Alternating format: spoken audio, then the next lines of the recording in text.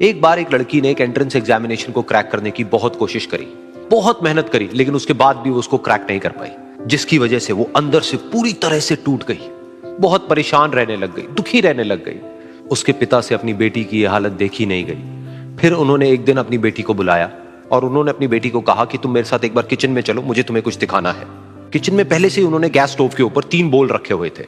फिर उन्होंने उन तीनों बोल्स के अंदर पानी भरा, एक के अंदर कुछ आलू डाले, एक के अंदर कुछ अंडे और एक के अंदर कॉफी बीन्स, और उसको उबलने के लिए छोड़ दिया। उसके बाद में 5 मिनट हो गए, 10 मिनट हो गए, 20 मिनट हो गए, और वो वहां पर खड़े रहे अपनी बेटी के साथ में और उसको देखते रहे।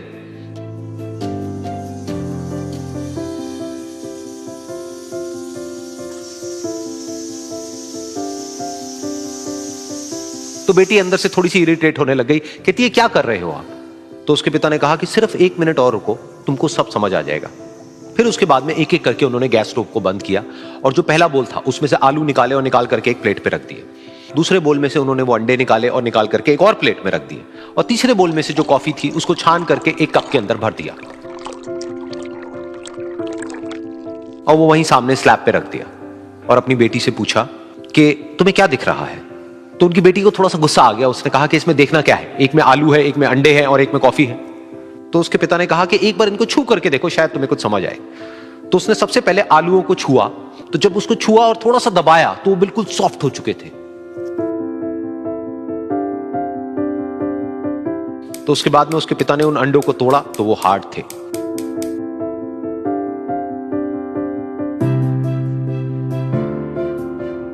और फिर उसके पिता ने वो कॉफी वाला कप उठाया और अपनी बेटी को कहा कि एक बार इसको सूंघ करके देखो। तो जब उनकी बेटी ने उस कॉफी को सूंघा तो उसके चेहरे पर एक स्माइल आ गई। फिर उसके पिता ने अपनी बेटी को कहा कि तुमने ध्यान से देखा कि क्या हुआ यहां पर? ये तीनों ही बिल्कुल एक ही सिचुएशन में गए, लेकिन तीनों ने अलग अलग तरीके से रिस्पॉन्ड किया।